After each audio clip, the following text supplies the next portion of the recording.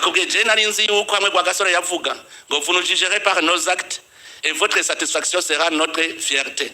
Nari nzi ko yabwira abarundi kubwira ababirigi ngo vous nous jugerez no vani buri kurakorera none ntiyabivuze uko nyene ngo namwe bari birigi mwatureze nimudufashe mu bukene bwacu ntituzobahemukira tuzobandanya dukora neza ari mutwizere kuko twikuke turakuze. Vous nous jugerez par nos actes et votre satisfaction sera notre fierté.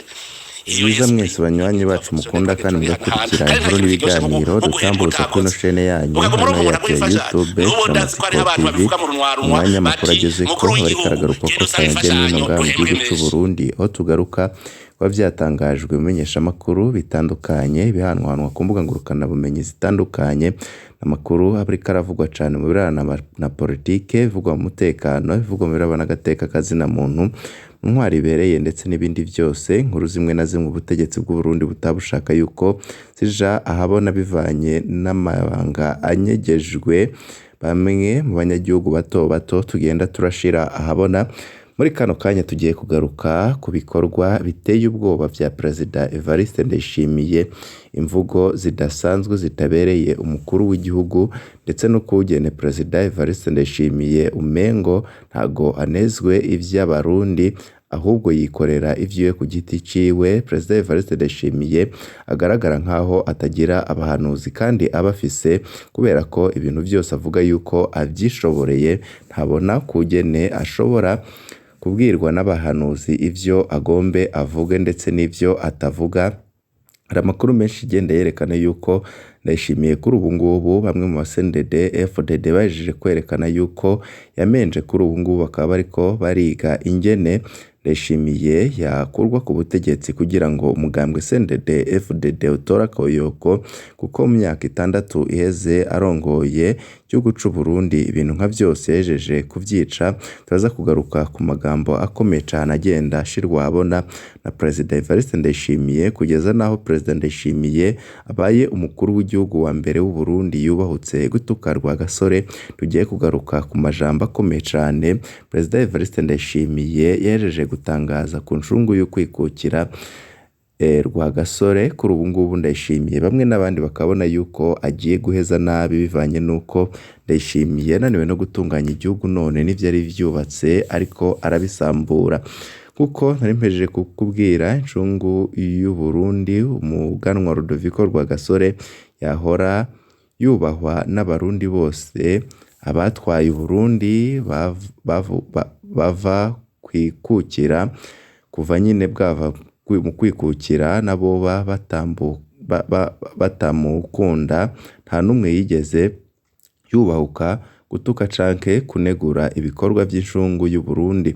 Rwagasore afatwa ko ariko afatwa yuko hari akarorero ko gukunda igihugu cy'u Burundi. Kwa gatanu heze kwari kugenekerezo rya 31 z'ukwezi kw'indwi umwaka wa 2026 mu nama uyu mukandida wa CNDD FDD mu matora ya 2027 yakoresheje abarongoye iyindi migambwe mu ntumbero yo kwitegurira ayo matora. Evariste Ndayishimiye yavuze ko ingeso yo gusega no gukorera ababirigi abarundi bayikura kuri Rwagasore. Kubwiwe ngo Rwagasore yaremeje mu ijambo ryiwe ko yakorera ababirigi kandi ngo bwari ubwoba ko ababirigi bagiye abakozi ba leta batazosubira guhembwa badakoze.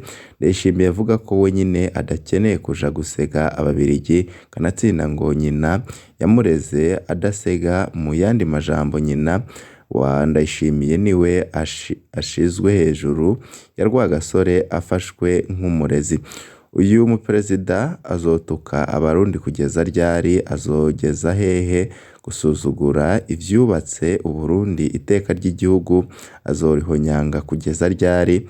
Bamwe n'abandi babona yuko Ndayishimiye yatanguye kumenja kandi ko ibingibi noneho bitagiye kwihanganirwa, mu gihe arasanzwe azavuga yuko abadogiteri ari ibidogiteri ko nta bwenge bafise.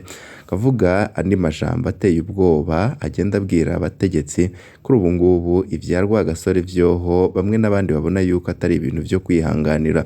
Ko ababwiye inkuru kare kugene Ndayishimiye yavuze yuko intwaro ya Nkurunziza ataco yigeze ikora koko n'ubu ngo yagowe no kuba yasubiza ibintu ku murongo. Nkurunziza yari yatabayanze kandi intwaro ya Nkurunziza numba yarica niya Ndayishimiye irica. Kuvuga ko Rwagasore yabaye soko y'ingeso yo gusega babirigi bisa no kumugandagura irya kabiri. Amajambo President Ndayishimiye aherutse gukoresha ku njungu y'u Burundi umuganwa Rudoviko Rwagasore kuwa 31 z'uku kwezi kw'indwi nyine mwaka wa 2026 arababaje kandi arimwo ukuri guke cane. Nimba Ndayishimiye ashaka kwerekana ko ari we ahagarariye ukwikukira ku Burundi kurushana Rwagasore ariko arihenda gose.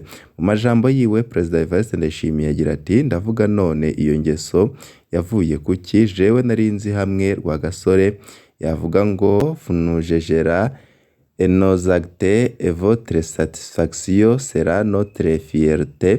Narinzi ko yabwira abarundi kubwira ababirigi ngo vunujejera ni ukuvuga nibo nyine abariko arakorera, none ntiyabivuze uko nyine ngo namwe babirigi mwatureze nimudufashe mu bukene bwacu ntituzobahemukira, tuzobandanya dukora neza kuko twikukiye turakuze akagu.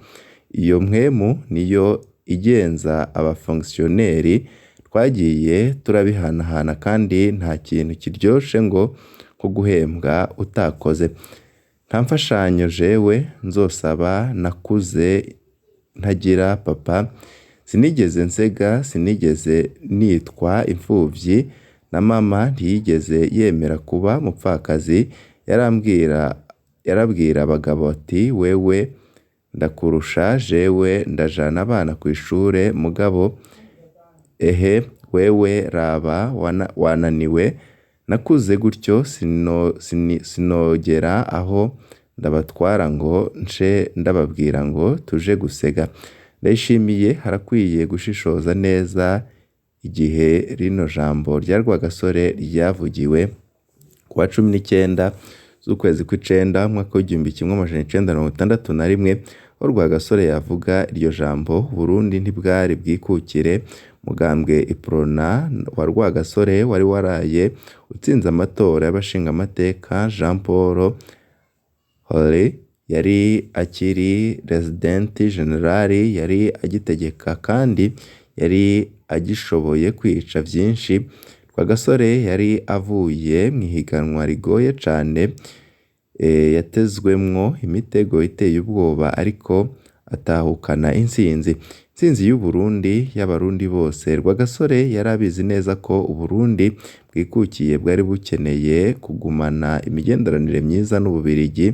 Rwagasore yategerezwa gukoresha amajambo ahumuriza, ntiyashaka ko mu Burundi biyangara nko muri RDC aho umugenzi wiwe Patrice Lumumba yari yaciye yicwa. Rwagasore yarazi ko Uburundi bwari bukigoyagoya butari gushobora guca buhangana na Bubirigi canke mu bihugu vyo muri Bloc de l'Ouest mu gihe abakoroni bari bamwise umukomunista.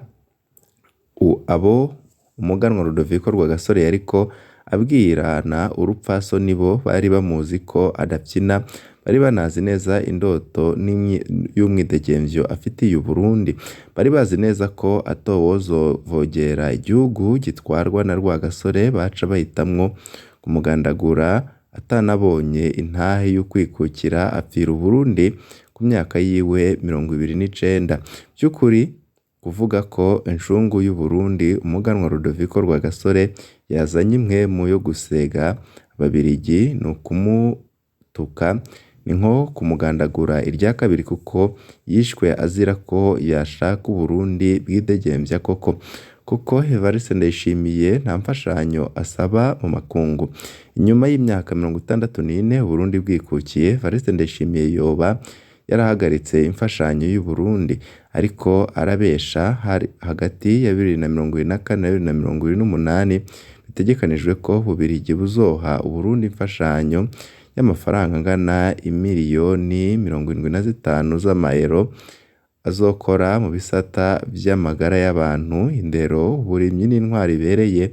Bubiligi bubandanya gutanga imfashanyo ica mu ma ONG no mu bisata vya ni uwuserukira u Burundi mu Bubiligi mu vyo ajejwe harimwo kubandanya arondera ahova imfashanyo.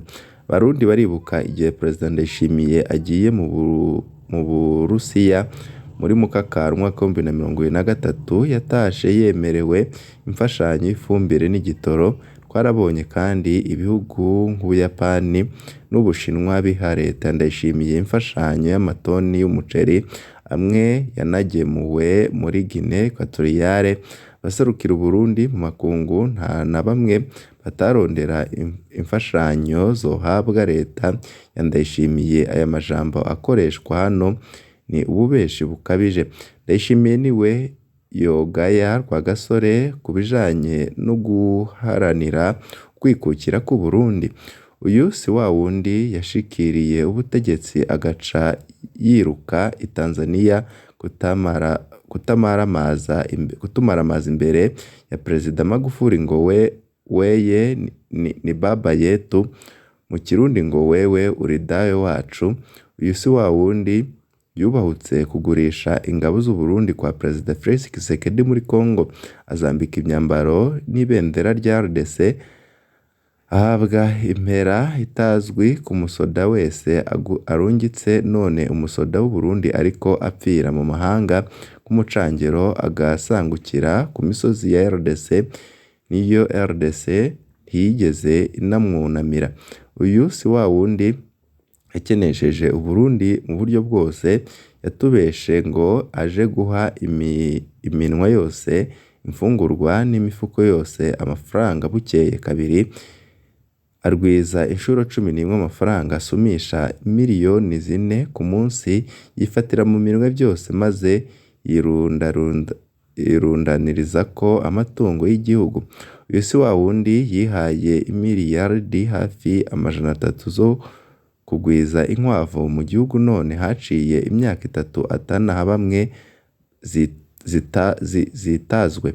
Si wa wundi yiha amamiliyardi 17 yo kubaka inyubako rusangi, umwaka ugahera ataho tubonye zuzuye. Si wa wundi yiha ku mwaka imiliyardi 15 ngo zo gushimira abakora ibikorwa vyiza ariko atawuzi abo ayaha. Si wa wundi avuga ko ku munsi imodoka zo mu biro iwe zinywa ibitoro vy'imiliyoni 14 zikongera zigakorwa ku munsi nyine ku miliyoni 14. Si wa wundi ariko yubaka sosiyete yimba ubutare bw'igihugu ariko Burundi bugasigarana 16 gusa z'amafaranga azova mu butare.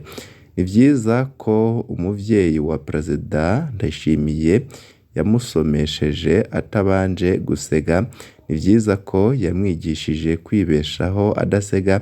Burya Ndayishimiye yararavye asanga abana benshi b'Abarundi ntibahabwa iyo ndero nyene. Abavyeyi biteka nk'abo twarabaronse ariko ntitubashira hejuru ya Rwagasore hageze kuvuga iteka ry'igihugu. Rudoviko Rwagasore yubahwa n'Abarundi bose nk'incungu y'igihugu. Tumureke yiruhukire, turwane n'intambara z'iki gihe. We yarakoze urugamba rwo mu gihe ciwe kandi yaranarutsinze. Abarundi ubu ngubu twaronse intahe yo kwikukira, nubwo iyo ntahe nyine igenda itobwa na bamwe n'abandi, cane nka Perezida Evariste Ndayishimiye wo kuri ubu ngubu igihugu amaze kugihindura umuyonga. Perezida Evariste Ndayishimiye arafitiwe inzika ikomeye cane na bamwe mu Barundi babona yuko ibintu ariko arakora ndetse no gusubiza amateka inyuma maze akayabara uko yishakiye atari ibintu bagiye kubandanya kwihanganira. Ahubwo Ndayishimiye agomba gufatwa maze agakurwa ku butegetsi. Amwe mu vyo Abarundi bariko baragona. Mu kandi kanya turaza kubabwira ibindi vyinshi bishaje. Bibe vyiza nivyo ndabipfurije.